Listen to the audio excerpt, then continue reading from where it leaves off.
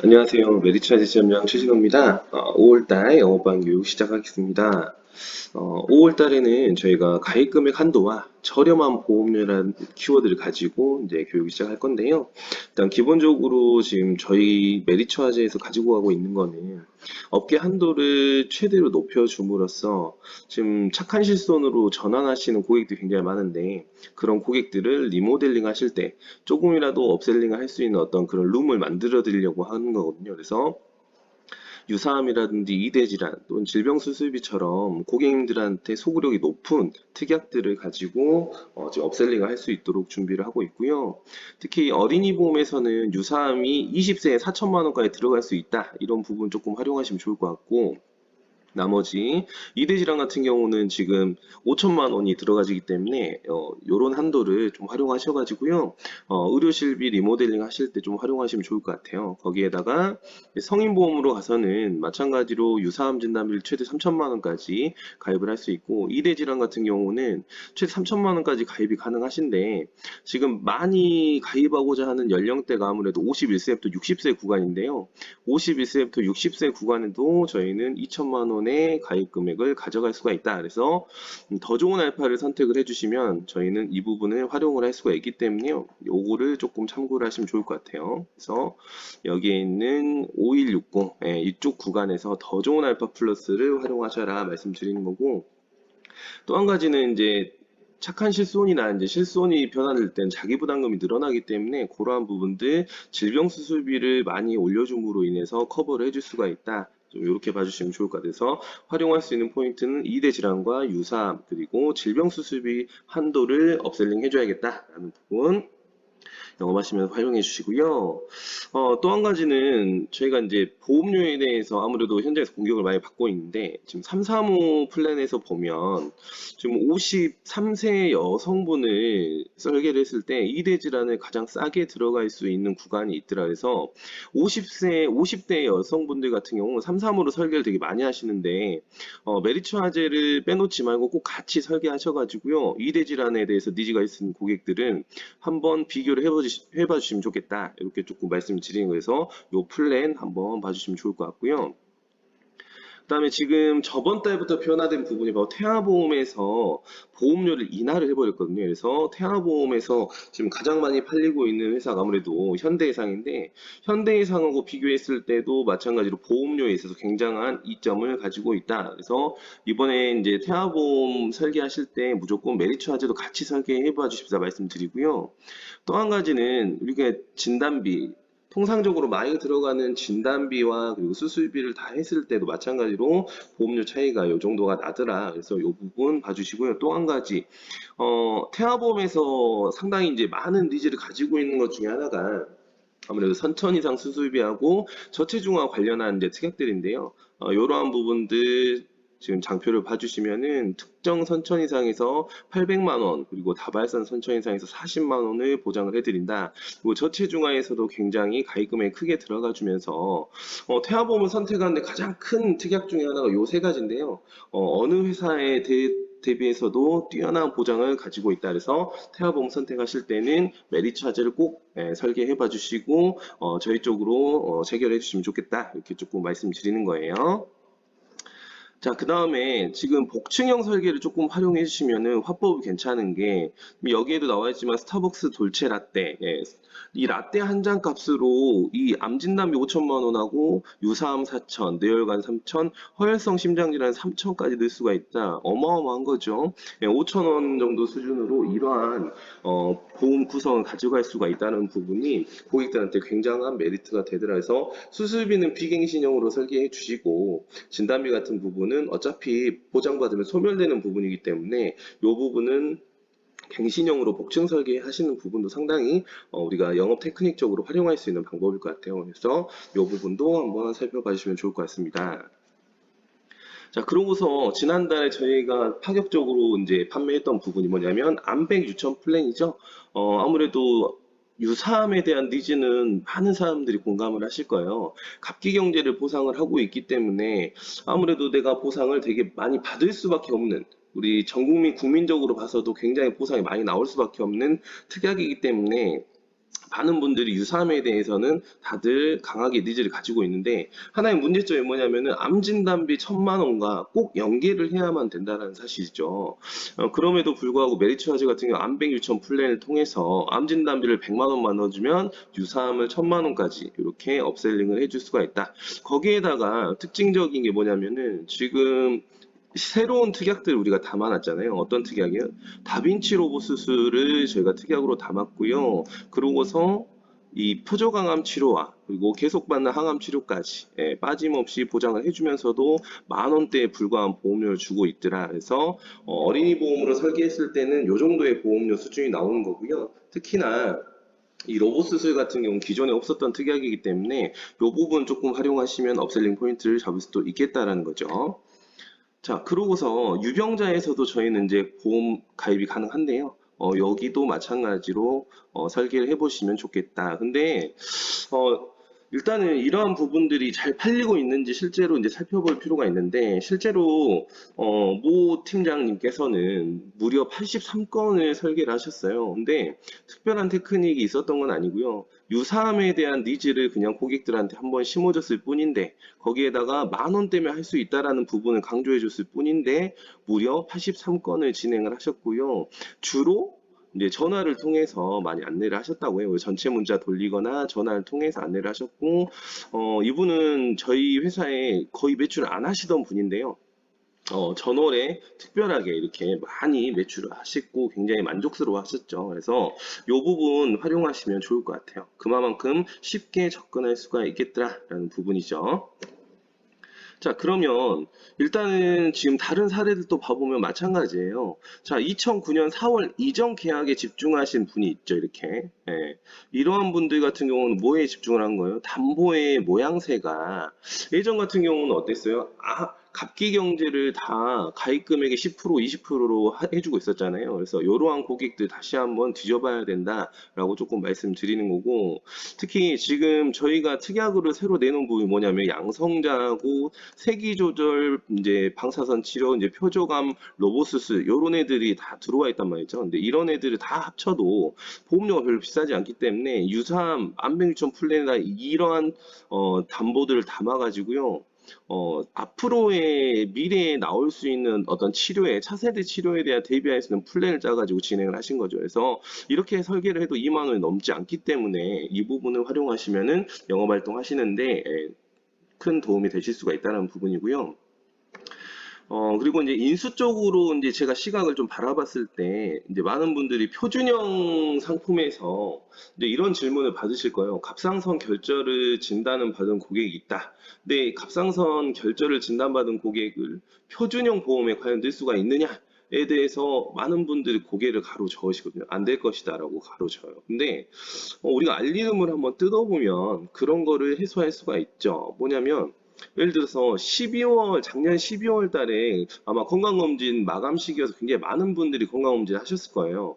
근데 작년 12월에 갑상선 결절을 진단을 받았다.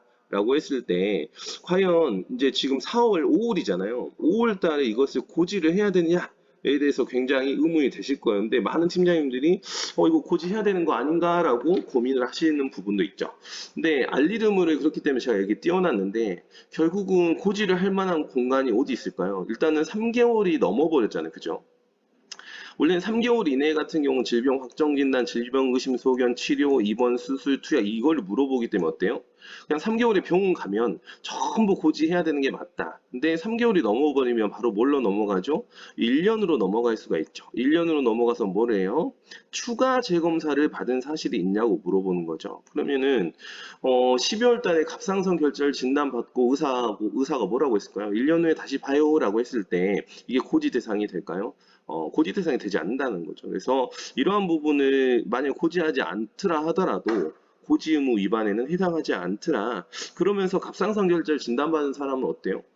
유사암에 대한 문제가 굉장히 크겠죠. 그래서 그런 고객들을 잡아줄 필요가 있고 또 한 가지 여성분한테 많이 나오는 게 바로 유방의 결절이에요. 똑같이 대입해 볼게요. 작년 12월 달에 유방 결절을 진단받았어요. 의사가 1년에 한 번씩 점검을 하러 오세요 라고 했을 때 지금 3개월이 경과해버리면 마찬가지 고지할 곳이 아무데도 없더라. 근데 갑상선 결절이나 이 유방 결절이나 다 어때요? 유사함에 대한 니즈가 굉장히 큰 고객들이죠. 근데 유사함을 많이 가입을 하고 싶은데 결국은 뭐 때문에 발목을 잡히는 거죠? 암 진단비를 같이 연계를 해줘야 하기 때문에 보험료가 굉장히 많이 올라가죠. 그래서 우리가 보험료가 얼마나 절감되는지 한번 그 부분도 확인해 봐야겠다.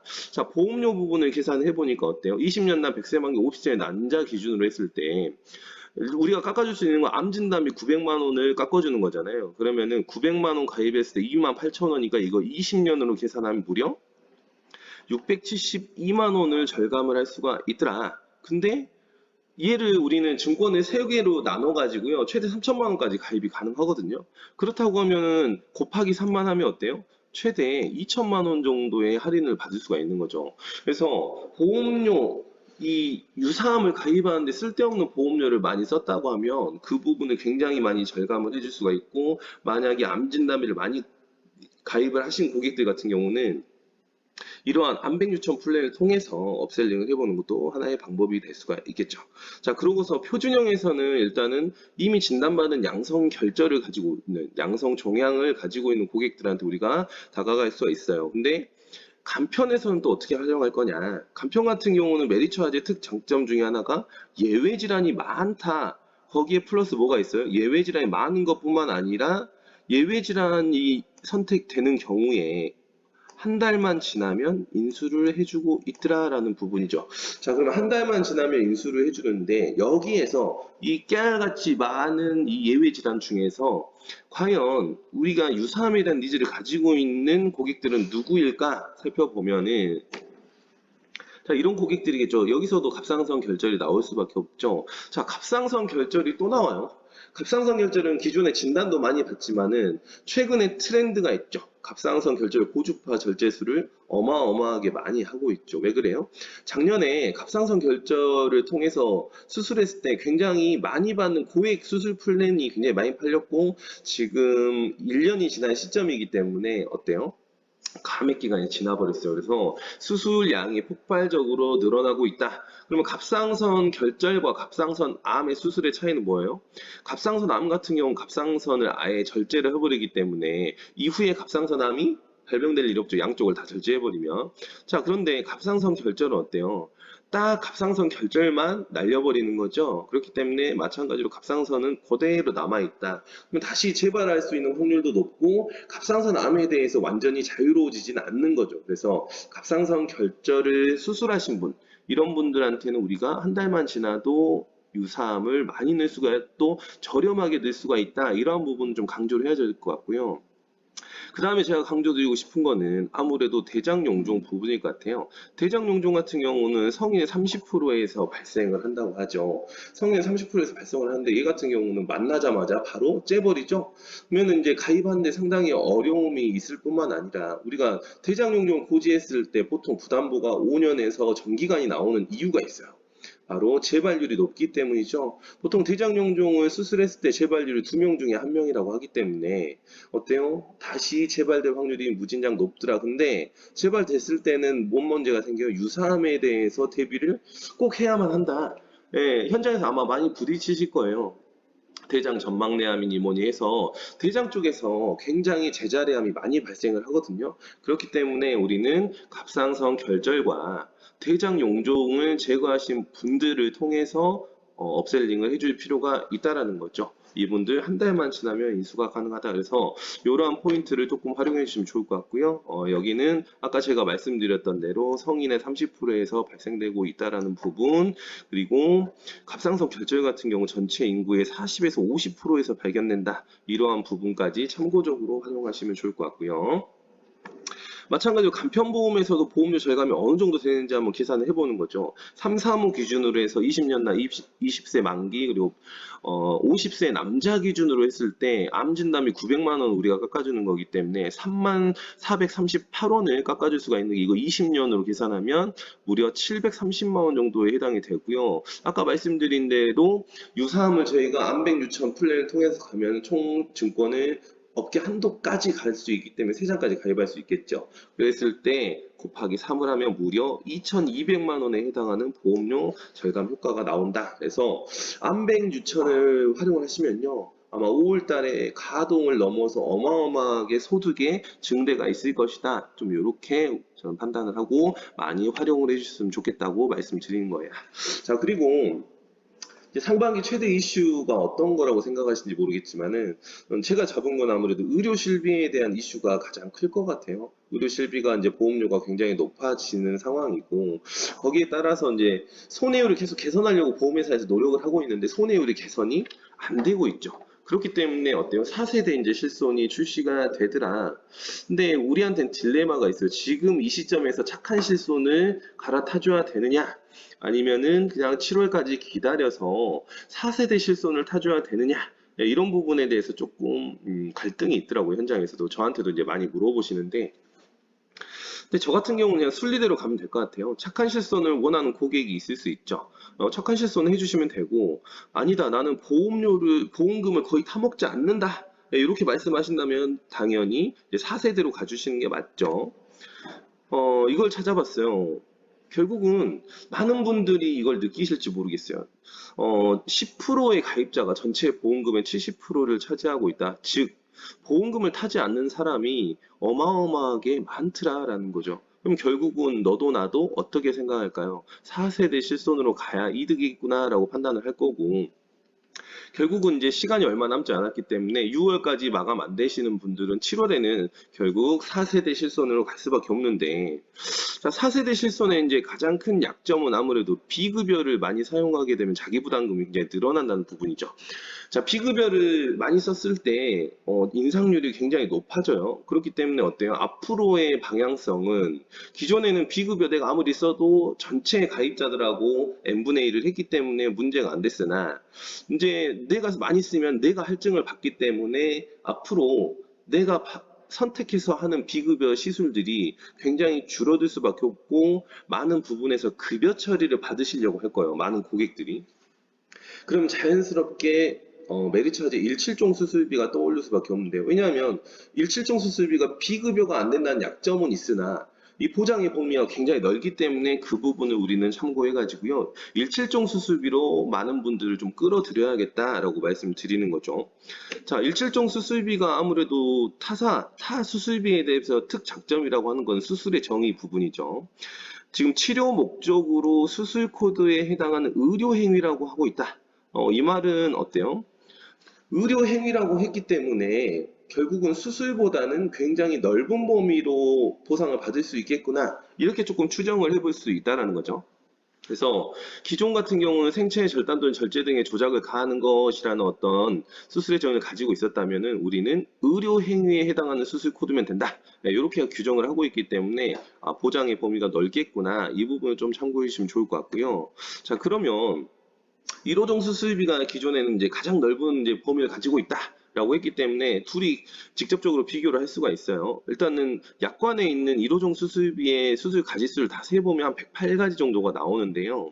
17종 수술비 같은 경우는 이 628종이라는 어마어마한 종류를 가지고 있는데 사실 저는 이걸 믿지 않았어요. 회사에서 628종이라고 하는데 왜 이게 628종이지 의문을 가졌죠. 왜냐하면 약관을 보면 결국 마지막에 있는 건 어때요? 275번, 원래는 276번까지 있거든요. 근데 276까지밖에 안 되는데 왜 628종이라고 할까에 대해서 의문을 가졌고 그래서 본사하고 이제 얘기해서 확인을 해보니까 이런 거더라고요. 이 수술 숫자는 있지만 여기에 보면 조그맣게 칸이 나눠져 있죠. 이렇게 칸이 이렇게 나눠져 있어요. 이 칸수를 전부 다 센 거죠. 수술 코드 하나하나를 전부 세보면 어때요? 628종이 딱 떨어지더라고요. 그래서 그렇구나 628종이 있긴 있네 라고 생각을 했는데 사실 이거를 저는 이제 파다 보니까 628종보다도 더 어마어마한 수술을 종류를 가지고 있다라고 이제 표현을 할 수가 있는 게 저희가 이제 창상봉합술이 된다고 표현을 할 때 주로 이 코드를 써요. J043이라는 코드에 대해서 얘기를 많이 하거든요. 그래서 이 코드가 과연 이것만을 표현하는 거냐? 그래서 요 뒤에는 혹시 뭐가 있을까 한번 찾아본 거죠. 그래서 J043 코드를 넘겨서 찾아보면 어때요? 자, J043 코드 밑에는 어때요? 이렇게 어마어마하게 많은 행위별 코드를 가지고 있어요. 그래서 즉 628가지 우리 표에 정해져 있는 코드 곱하기 이 다양한 이 행위별 코드를 해주면은 뭐 유튜브는 그러더라고요. 수만 가지의 경우의 수를 가지고 있는 게 바로 1실종 수습이다. 그래서 제가 말씀드린 대로 우리가 가지고 있는 장점은 현재 시행되고 있는 급여적으로 외과적 시술과 내과적 시술의 거의 88.3%를 우리가 가져왔기 때문에 의료 실비를 대체해 줄 수 있는 거의 유일한 수술이다. 이렇게 좀 봐주시면 될 것 같고요. 또 한 가지 재밌는 거는 우리가 수술의 정의를 절단절제로 없애놨기 때문에 어떤 게 되냐면 방금 이걸 확대했죠. J043 코드를 확대해서 보니까 좀 시술명이 잘 보이시나요? 그 중에서 이제 유방 생검을 찾았어요. 이게 뭐냐면은 검사잖아요. 유방의 절개 생검을 찾아봤어요. 이거는 뭐예요? 이거는 수술이 아니고 검사 행위죠. 그래서 아마 다른 수술에서는 전부 면책이 될 거예요. 근데 이것이 만약에 일체종 수습에 나간다면 어때요? 굉장히 좋겠죠. 그래서 이 부분에 대해서 한번 되는지 살펴보자라고 해서 저희는 이 심평원에 이 업무 포털이라는 게 있어요. 네이버에 검색하면 나오거든요. 여기에 들어가서 한번 해보는 거예요.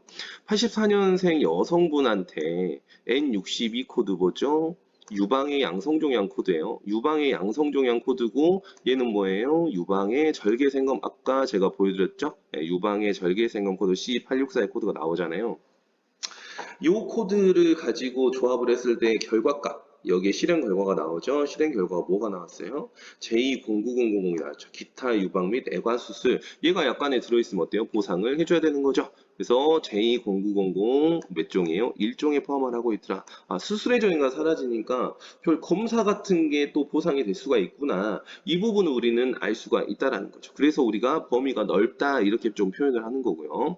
그래서 기본적으로 질병수술비나 일호종 수술비에서 안 되는데 일칠종에서 되는 것들 조금 정리해 보면 눈에 띄게 우리가 일칠종의 장점을 확인해 볼 수가 있다는 건데요. 일단은 메리츠화재에서 맨날 주장하는 게 이거죠. 폐농약, 뭐 흉막삼출, 배액술 주로 뭐예요? 예, 천자, 흡인 천자 부분을 많이 얘기를 하는데요. 그 중에서 이렇게 뜬구름 잡는 얘기 말고 실제로 우리가 만날 수 있는 게 뭐냐, 현장에서 만날 수 있는 게 뭘까 뒤져보니까 항문주의 농양 또는 치루라고 하죠. 예, 얘네들 같은 경우는 주로 이런 걸 하죠. 배농수술이란 걸 해요. 수술을 하지 않고 구멍을 내가지고 관을 삽입을 해가지고 농양을 배출을 시킨다. 그래서 얘가 1호종 수술비에서 원래 우리가 교육을 할 때 어떻게 되면은 치질이든 치열이든 뭐 치료든 이런 거 다 보상된다라고 표현을 해요. 물론 약관으로 다 써 있어요. 근데 그럼에도 불구하고 보상을 안 해주는 이유, 1호종에서 보상이 안 나가는 이유, 왜 써놓고 안 해줘요? 바로 이 수술의 정의에 부합이 안 됐기 때문에 이게 면책이 많이 걸리더라고요, 현장에서. 그래서 이 부분도 일실종 수술비로 오면은 보상을 받을 수가 있다. 자, 또 한 가지는 지금 아이들한테 조금 많이 발생하는 게 뭐냐면 고막 패치술이에요. 고막이 찢어졌을 때 거기를 떼어주는 거죠.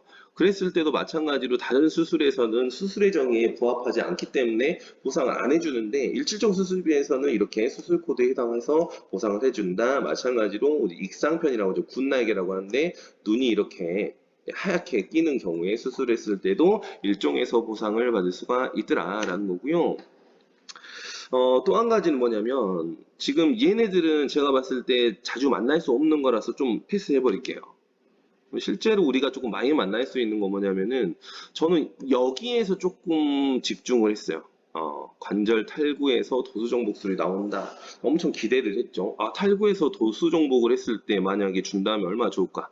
자, 도수정복이란 게 뭐예요? 결국은 뭐냐면은 우리가 골절이 되었거나 아니면 어깨가 이렇게 탈구가 되었을 때 손으로 의사가 맞춰주는 거잖아요. 예, 손으로 의사가 맞춰줬을 때 과연 이게 수술비라고 하는 일칠종 수술비에서 나갈 수가 있느냐 이 부분이 되게 이제 의문이었고 실제로 찾아보니까 I 285번이죠. 여기에 보면 견부 및 상완골 골절 수술이라고 하면서 뭐가 있냐면은 관절 탈구 도수 정복술이란 게 나와요. 야, 그러면 이게 되면 정말 대박이겠다라고 생각해서 한번 돌려봤어요. 일단 탈구 가지고는 돌려봤는데 탈구는 안 나와서 골절을 가지고 이제 돌려봤죠.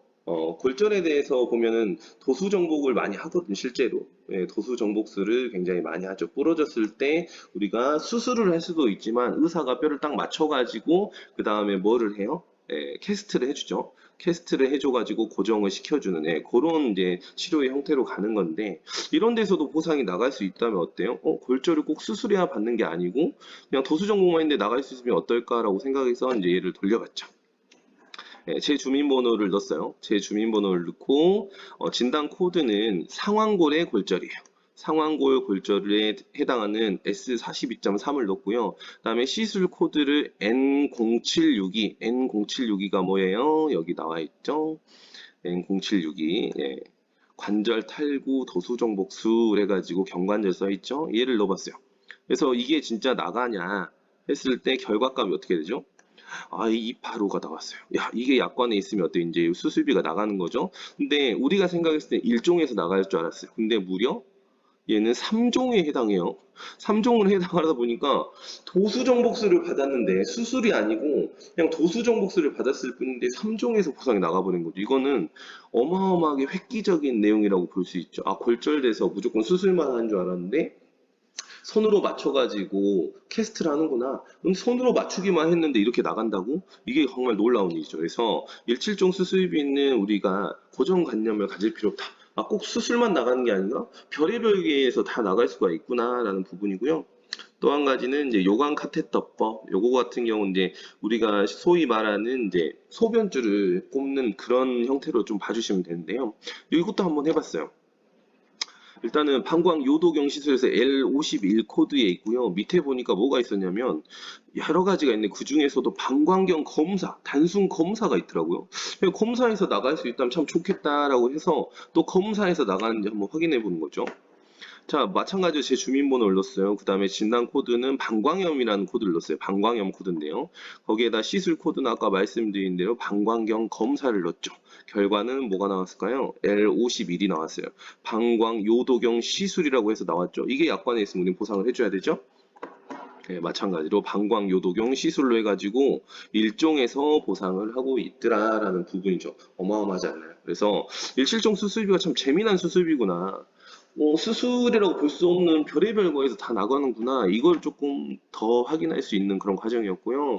마찬가지로 이제 현장에서 많이 활용할 수 있는 거는 핀 제거술이죠. 1호종 수술비에서는 이렇게 핀을 제거하는 거는 면책으로 규정하고 있는 반면에 우리는 그냥 체내 고정장치 제거술이라고 표현을 하고 있기 때문에 골절뿐만 아니라 무지해반증에서도 나갈 수 있다. 무지해반증 수술은 요즘 인공으로 골절을 시킨 다음에 거기에 핀 삽입을 해서 교정을 하기 때문에요. 교정 후에 꼭 이거를 해줄 필요가 있다라는 그래서 무지해반증에서도 나갈 수가 있더라. 다 넘어갈게요. 좀 어려운 부분들은 넘어가고. 그리고 최근에 이제 현대에서 부정맥을 가지고 이제 얘기를 많이 하는데, 마찬가지로 심박줄기를 이미 삽입한 고객들이 문제죠. 삽입할 때 받는 건 다 똑같아요. 근데 이미 삽입되어 있는 거를 교체하거나 제거하거나 또는 배터리를 교체하거나 이런 부분에 있어서 나가는 수술비가 없죠. 근데 17종 수술비에서는 이러한 부분들이 가능하다. 특히 심박줄기를 이미 삽입하고 있는 고객이라면 간편보험을 통해서 가입하면 어떻게 돼요? RD 의무에 해당하지 않는다면 그거를 제거할 때나 또는 교환할 때 보상을 받을 수 있겠죠. 왜냐하면 간편보험은 가입자 질환을 보상을 할 수 있게 하도록 하고 있기 때문에 그런 거죠. 그래서 이 부분 조금 적극적으로 활용해 주시면 좋을 것 같아요. 그 나머지는 좀 넘어갈게요. 어려운 것들은. 자, 그리고 이식에서 저희가 이제 강하게 말씀드리는 것 중에 하나가 조혈모세포 이식을 되게 많이 말씀드려요. 왜냐하면 조혈모세포 이식 같은 경우는 글자로 봤을 땐 굉장히 어렵게 느껴지죠.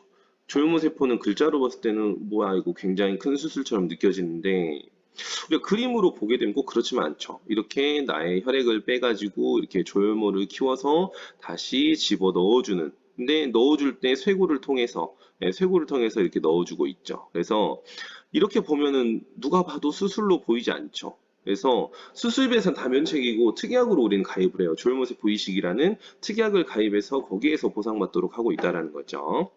근데 무려 우리는 7종에서 보상을 해주더라. 그래서 많은 분들이 조혈모세포 이식 같은 경우 백혈병에서만 이제 보상을 받을 거야 라고 생각을 하시는데 그렇진 않더라. 여기 보시면 이제 재생불량성 빈혈이라든지 아니면 이제 림프암, 악성 림프종이죠. 악성 림프종에서 보상을 받을 수도 있고요. 또 한 가지는 유방암이나 난소암이나 이 폐암에서도 사용을 하죠. 소세포암 같은 게 소세포 폐암 같은 게 굉장히 많이 발생하는 거거든요. 거기에다가 류마티스 관절염이라는 또 우리하고 아주 친한 진단명이 나오죠. 이런 데에 있어서 우리가 조혈모세포를 이식을 쓸 수가 있기 때문에 생각보다 많은 데서 보상을 받을 뿐만 아니라 조혈모세포 이식은 많은 분들이 그냥 한 번만 할 거야 라고 생각을 하시는데 그렇진 않죠. 조혈모세포 이식도 여러 번에 걸쳐서 하는 경우가 있거든요. 이분 같은 경우는 2011년생 순우잖아요. 신경모세포종 진단을 받고 2013년에 한번 조혈모세포를 했고 2014년에도 마찬가지로 조혈모세포 이식을 했죠. 그래서 조혈모세포 이식이 한 번 하고 끝나는 것만 있는 게 아니구나. 여러 번에 걸쳐서 보상을 받을 수도 있겠다. 그리고 수술의 정의하고 전혀 관계없는 주사를 맞는 거에 불구한데도 보상이 나가는구나. 이렇게 조금 봐주시면 좋을 것 같아요. 그리고 타사에서 공격을 되게 많이 하는 게 뭐냐면 메디치는 비급여가 안 돼요. 171종은 비급여가 안 돼요라고 많이 이제 말씀하시는데요. 사실 이 건보에서 말하는 비급여 대상을 그대로 끌고 왔어요. 아마 눈치가 빠르신 분들은 알았을 텐데요. 여기에 있는 내용들을 보면요. 질병 수술비에 보상하지 아니하는 손해하고 어때요? 굉장히 일맥상통하죠. 보상하지 아니하는 손해랑 똑같다고 볼 수 있어요. 왜냐하면 보상하지 아니하는 손해를 이거를 끌고 와서 그대로 만들었기 때문에 그렇죠. 자, 그러면 비급여 대상이 이렇게 돼 있는데 다른 질병 수술비에서도 마찬가지로 이걸 가지고 보상하지 아니하는 손해를 만들었어요. 그럼 기본적으로 대부분의 수술이 급여로 처리됐을 때 가능하고 비급여 수술들은 안 되는 경우가 굉장히 많을 수밖에 없겠구나. 이거를 우리는 생각을 해볼 수가 있다라는 거죠. 근데 그럼에도 불구하고 이제 타사에서 이제 공격하는 포인트는 뭐냐면 주로 이제 유방의 양성 종양을 맘모톰으로 절제를 하잖아요. 맘모톰으로 절제했을 때 뭐 일칠종 수술비에서 보상이 안 나가요. 맞아요. 이제 비급여이기 때문에 안 나가는 부분인데요. 사실 그런 거를 커버해주기 위해서 우리는 뭘 해놨냐면 질병 수술비 한도를 굉장히 많이 올려놨죠. 그래서 질병 수술비 한도를 업그레이드 함으로 인해서 그 부분을 커버해 줄 수 있다. 원래 1호종 수술비에서도 얼마 안 나가죠. 1종으로 나가기 때문에 뭐 20만 원 정도 보상을 받을 수가 있는데요.